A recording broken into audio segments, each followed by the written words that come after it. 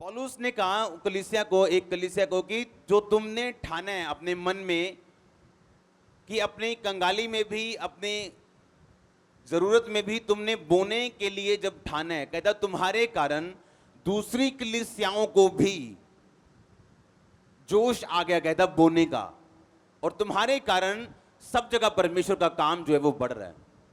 हाँ, रीजन क्या? उन्होंने रिजल्ट देखा मेरी लाइफ में। उन्होंने देखा कि नहीं, मिनिस्ट्री वाकई ऐसी होनी चाहिए जहां पे आपको कलीसिया की ओर देखने की जरूरत ना पड़े अपने पर्सनल कामों के लिए। हाँ, आज अगर मैं एक बुक लिखूं अपनी, मेरी प्रिंटिंग प्रेस में छपे, मेरी बुक छपे, तो आप उसे लोगे और मेरी एक बुक मेरे 1 साल का खर्चा निकाल सकती। तो मुझे किसी ऑफरिंग की मेरे पर्सनल जरूरत नहीं। कितनों को समझ आ रही? उन्हें समझ आया कि नहीं, सेवकाई का मतलब सिर्फ संघर्ष ही नहीं है। और पौलुस कहता है इसीलिए मैंने अपना काम किया, ताकि जो लोग दोष लगाने के लिए चाहेंगे कि पौलुस पैसे मांग रहे हैं क्योंकि ये अमीर होना चाहते हैं, लोगों को मालूम होगा कलीसिया को कि पौलुस तो अपने पैसों से चल रहे हैं, तो ये दोष क्या है? झूठा है। और लोगों को क्या हुआ?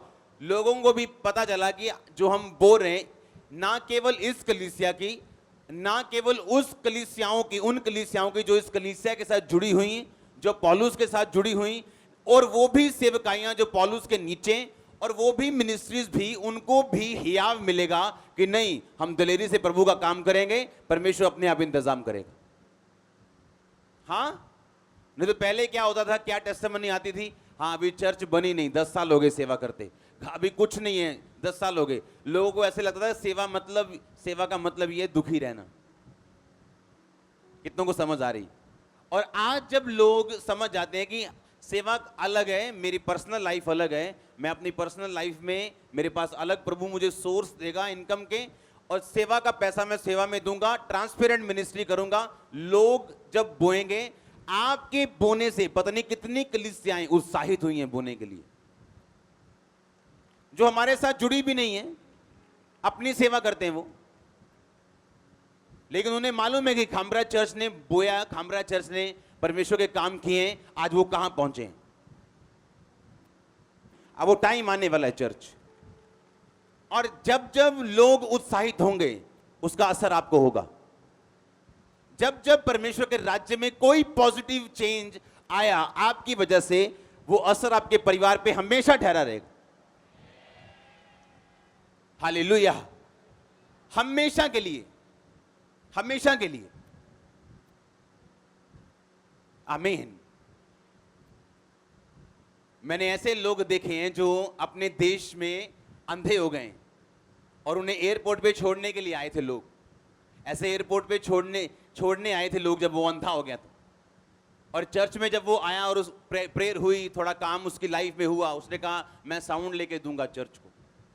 और प्रभु की आत्मा ने बोला था जब ये साउंड चला करेगा, तुझे स्पर्श महसूस हुआ करेगा परमेश्वर का। आज वो यूरोप में है, सेट हो चुके हैं, आंखें हील हो चुकी, डिलीवर हो चुका है, फुल फैमिली बैप्टाइज्ड है।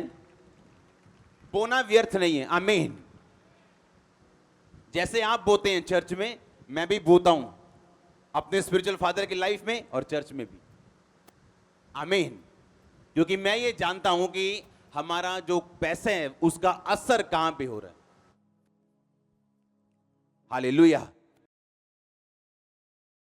कितनों को समझ आ रही हैं चीजें कि जब भी आपको बोने का मौका मिले उसे कभी छोड़ना नहीं, कभी भी। एक ही बात मैं सुन के आया था कि जब तुम बो तो कुछ ऐसा बो जिसका तुम्हें दर्द हो, ताकि परमेश्वर रिजल्ट निकाले तुम्हारे बीच से। हां, आप बिलीव नहीं करोगे, काम रुकवा के, आपके 3-4 काम चल रहे हो, 2 काम रुकवा के आप लाखों रुपए बोने के लिए चले जाओ, आपको कोई समझदार नहीं कहेगा। हाँ या ना? पर जब आप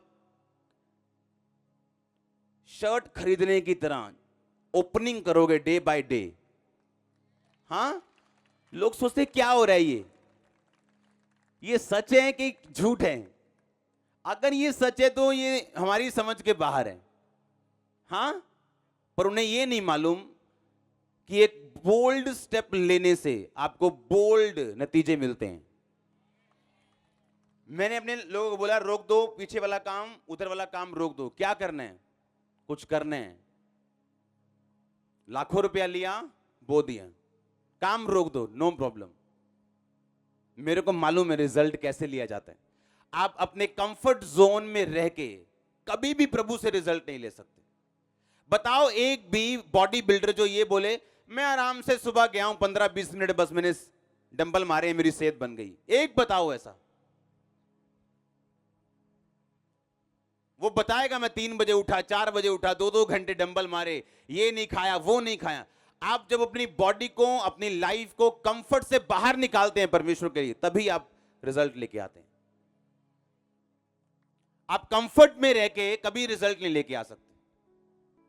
हालेलुया। जो अमेजिंग मैं ग्लोरी देख रहा हूं अपनी मिनिस्ट्री, अपनी चर्च, पर्सनल लाइफ के ऊपर, अभी फीते बंद नहीं हुए, ये बंद नहीं, अभी तो शुरू हुए चर्च।